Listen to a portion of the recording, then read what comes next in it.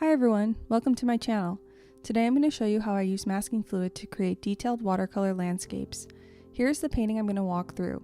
I call it Daffodil Season, and it's based off of this reference photo that I took in Mount Vernon, Washington in April last year.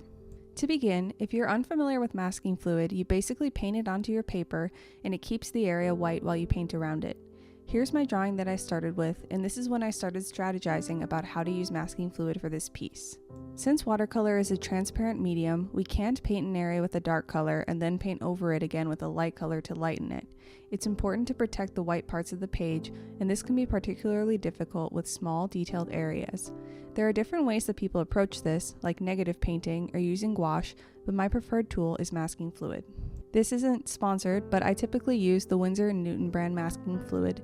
It comes in a few different colors, and I prefer this one that's a little yellowish so I can see it on the page, although it won't show up well in the video. Masking fluid is not good for brushes, so you're going to want to throw away brush for this. I've been using the same masking fluid brush for a long time. It's just a random brush that I had that I was no longer using, so I trimmed it a bit and it's survived for a few years now. I'm going to start by painting a line of masking fluid at the top of the distant mountains. This will enable me to work on the sky without worrying about accidentally painting into the mountain area.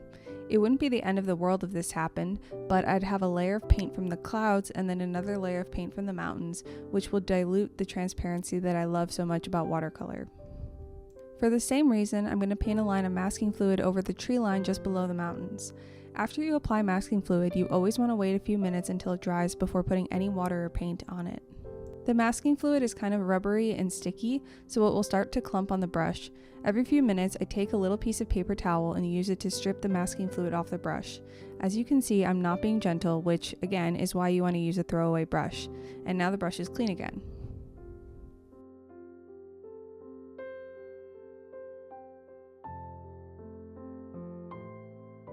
I also put masking fluid over the flowers that are in the foreground of the painting. This will allow me to paint the ground and the shadows of the flowers before I paint the actual flowers and their stems. This is a very detailed area, and it would be really hard to get clear definition on any of the flowers, the stems, and the shadows without using masking fluid because they all overlap with one another. Now it's time to start painting. I started with the sky like I always do. I'm not going to show much of the actual painting process though in this video since I'm focusing more on the masking fluid. For example, now I'm painting these lower clouds that bump up against the mountains. You can see that the masking fluid helps me paint without worrying about painting in the wrong area. Also, because I don't have to make lots of little brush strokes to paint around the mountains, my hand is able to move more freely and I can reduce my number of brush strokes to keep from overworking. Now I'm removing the masking fluid. You'll see that I just rub it off with the back of my brush or I use my finger. It shouldn't tear the paper if you're using decent watercolor paper. Sometimes you can pull a long strip off all at once, and that's pretty satisfying too. Then I touched up some of the trees where I'd accidentally pulled up a little masking fluid, and I applied more masking fluid to a few little spots where there's snow on the mountains. Since I've blocked off the trees and the snow, I'm going to be able to get a nice, smooth, even wash on the mountains instead of worrying about painting around those little areas. Applying the masking fluid adds an extra step, but it saves time and effort overall, in my opinion. Now I've finished painting the mountains, and I'm going to follow the same approach for the next layer down, removing the masking fluid from the trees first, and then applying a line of masking fluid over the top of the meadow to protect that meadow area while I work on the trees.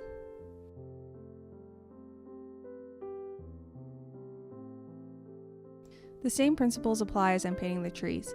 I don't have to worry about painting in a perfectly straight line on the bottom of this section because I've already done that work with my masking fluid, so I can just focus on the shapes and colors of the trees.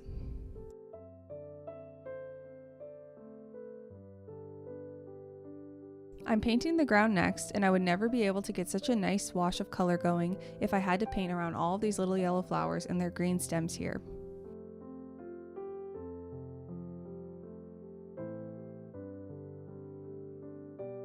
This is especially true as I start working on these dark shadows cast by the daffodils. Some of them overlap with the flowers themselves, and it would not look smooth or natural if I had to carefully paint these shadows around the flowers.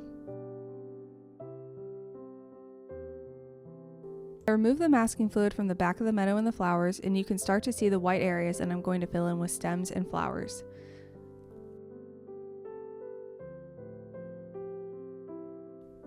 The next part was really time consuming and I didn't show the process, but basically I drew a lot of flowers and then masked them all so that I could paint the green stems around them.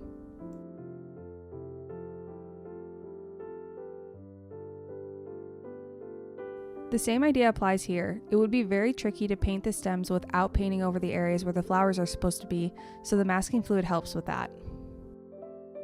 Now there's only one step left, which is to remove the masking fluid from the flowers and paint the flowers. It's almost like I used masking fluid to negatively paint the flowers, and as I'm working on them, I hope you can see how the masking fluid made this much easier.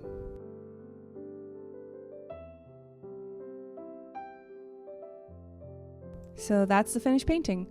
Overall, this was a very detailed but fun piece to work on. Do you use masking fluid for details, or do you have a different method you prefer?